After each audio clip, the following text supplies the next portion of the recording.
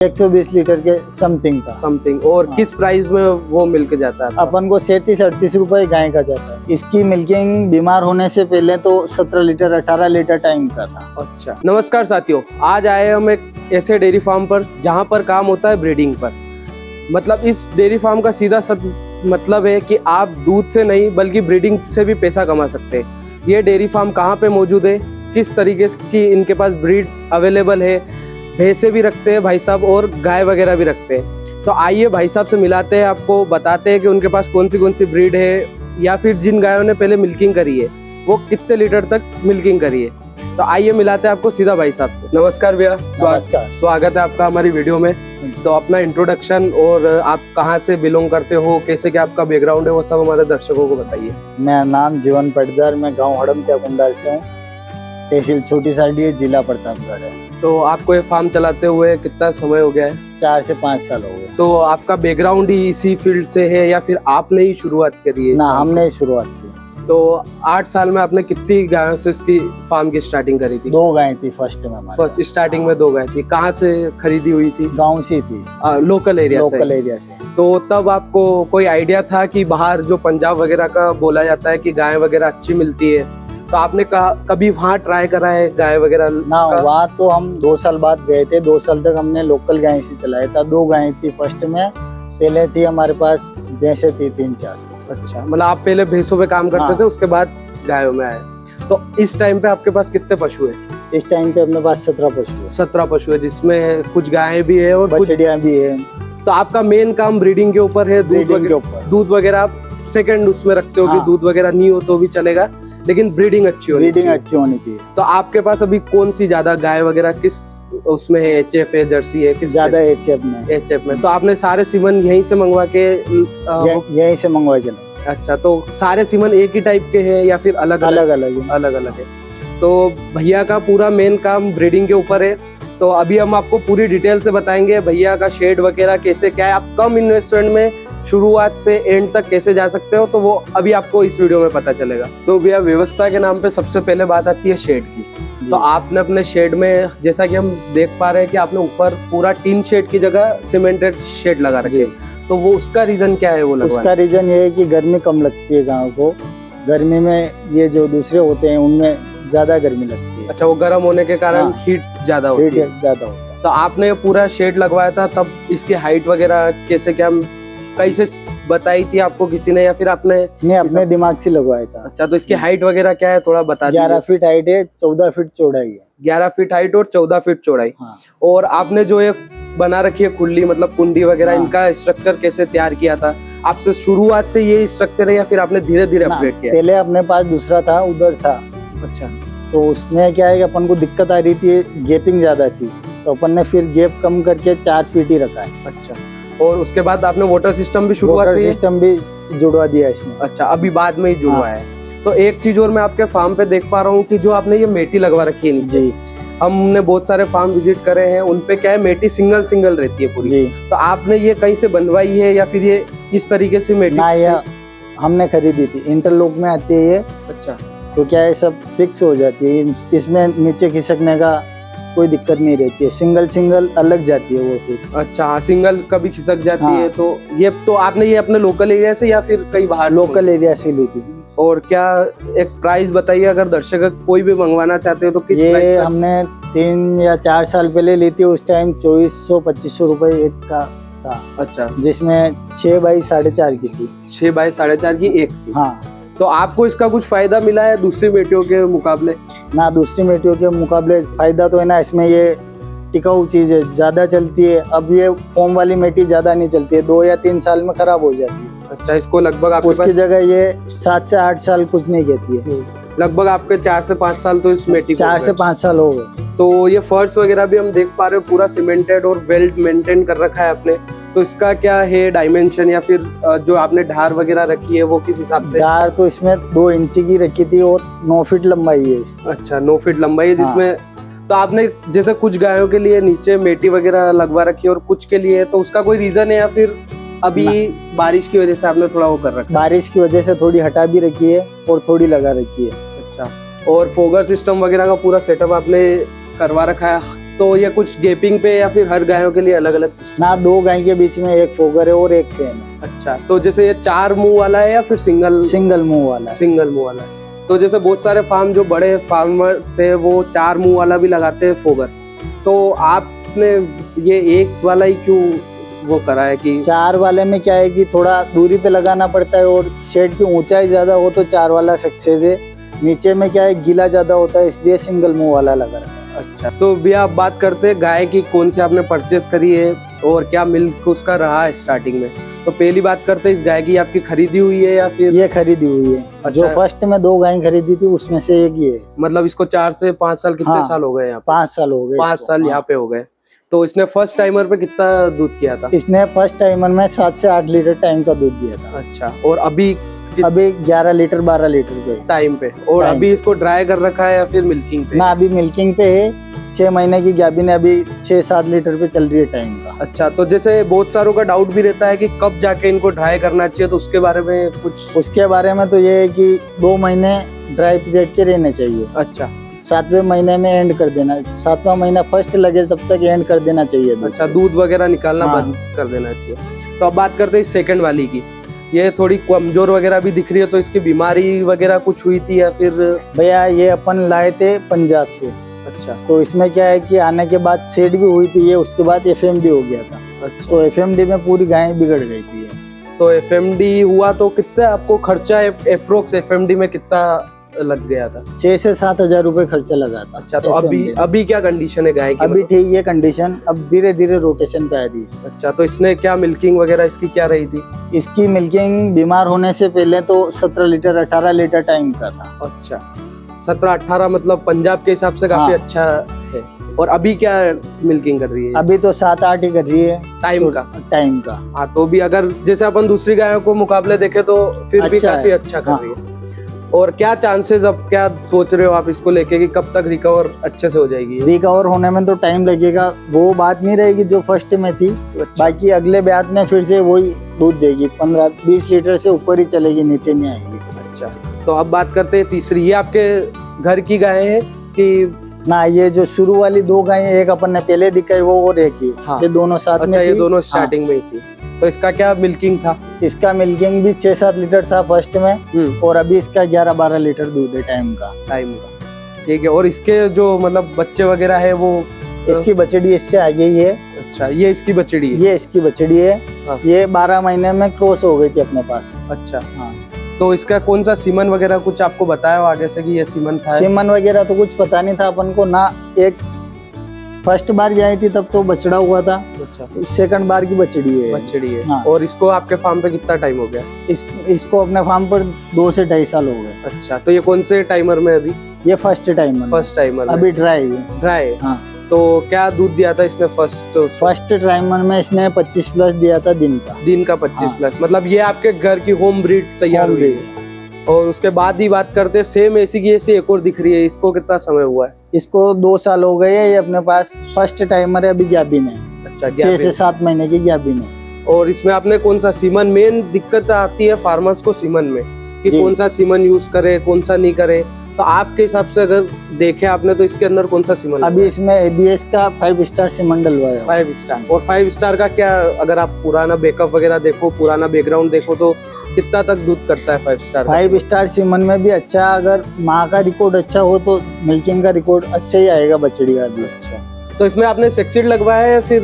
नहीं, अभी 5 स्टार ही लगा है। अच्छा, कन्वेंशनल सीमन ही लगाया है। चलो बढ़िया। और इसके बाद बात करें तो ये अपन पंजाब से खरीदी थी। पंजाब से खरीदी हुई गाय? जी भाई। तो इसको कितना टाइम हो गया अपने फार्म पे? इसको अपने पास 3 साल हो गए। 3 साल हो गए। तो क्या इसका अभी ड्राई वगैरह है या फिर? अभी ड्राई है ये भी। मतलब आपके पास अभी जितने पशु है उनमें ज्यादा पशु ड्राई पे। तो इसको फर्स्ट टाइमर, सेकंड टाइमर, ये कौन सा टाइमर में?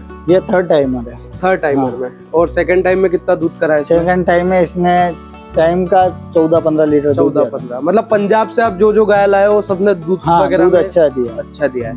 और उसके बाद बात करें, ये भी केड़ी वगैरह थोड़ी अच्छी दिख रही है, तो ये इसका? बछड़ी भी अपने घर की SSG के 5 स्टार सीमन। अच्छा, तो ये अभी हीट वगैरह पे आ रही है कि? ना, एक बार आ गई है, छोड़ दिया अपन ने, अगली बार लगवाएंगे। तो कितना समय हो गया इसको?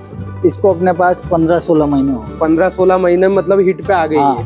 मतलब 15-16 महीने में लगभग बहुत कम किसानों के पास सीट पे जी। आती है, लेकिन आपके यहाँ मैनेजमेंट वगैरह जिस हिसाब से देख रहे हैं ना उस हिसाब से काफी अच्छा है ये। जैसा कि भी आप देख रहे हैं आपके पास कुछ भैंसे वगैरह भी है, जी। तो आपने किस विशेष कारण से भैंसे वगैरह रख रखी है, फेट के हिसाब से या फिर और कुछ रीजन है इनका? ना फेट के हिसाब से भी है, ताकि हमने पहले देखा था कि दूध मिक्स करके बेचते हैं, अच्छा पर मिक्स में भी क्या है कि गायों की फेट बढ़ा नहीं सकती है, 2-4 पॉइंट ही बढ़ते और भैंस का दूध भी गाय की रेट में जाता है।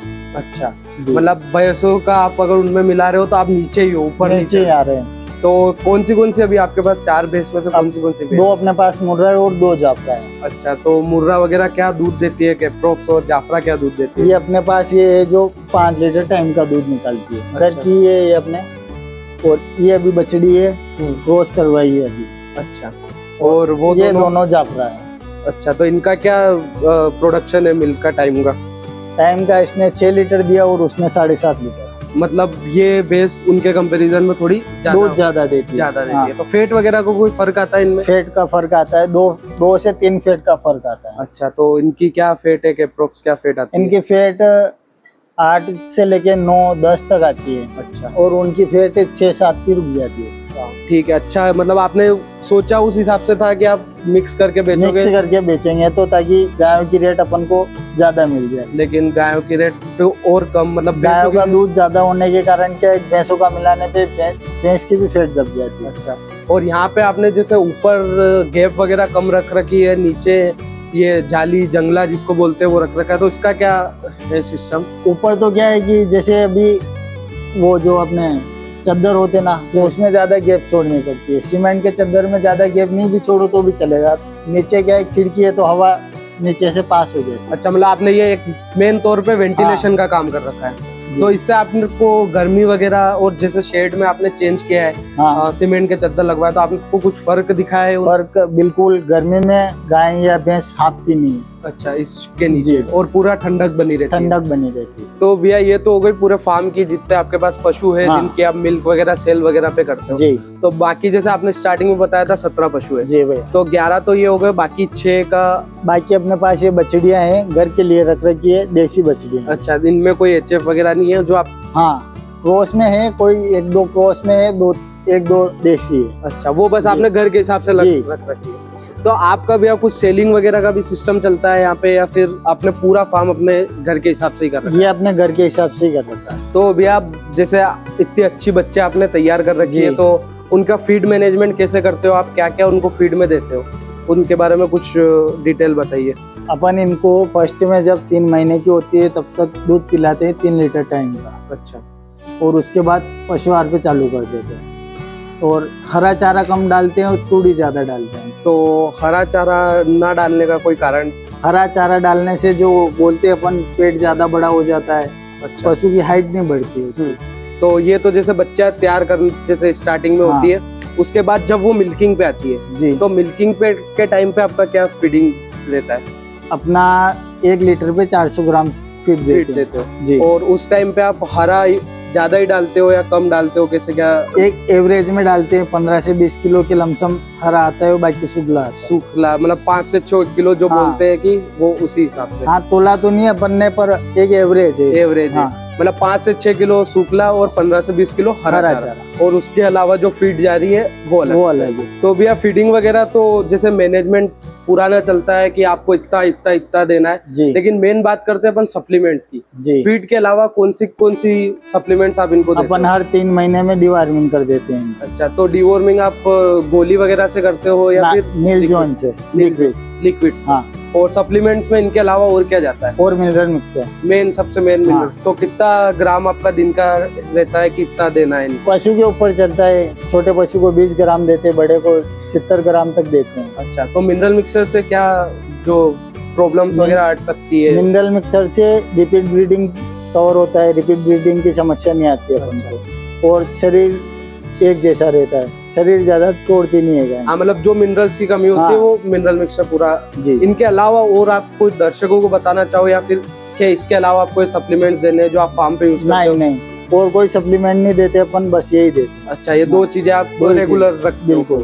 तो भी आप मेन बात करते हैं जिसके लिए हमारे दर्शक यहाँ तक रुके हुए हैं, वो बात आती है आपके प्राइस वगैरह की, कितना मिल्क होता है, उनका क्या सेल होता है, कितना प्रॉफिट होता है, वो सब डिटेल में थोड़ा बताइए। डिटेल में तो जब गाय दूध पे रहती है ज्यादा, अभी तो ड्राई है, जब दूध पे रहती है अपन का पीक लेवल था 60 लीटर का अभी। अच्छा, एक टाइम का? हाँ, तो मतलब दोनों टाइम का 120 लीटर के समथिंग। और किस प्राइस में वो मिल्क जाता है? अपन को 37-38 रुपए गाय का जाता है। अच्छा, तो आपने मतलब फेट वगैरह के हिसाब से जाता है या फिर आपने फेट और डिग्री के हिसाब? फेट और डिग्री के हिसाब से।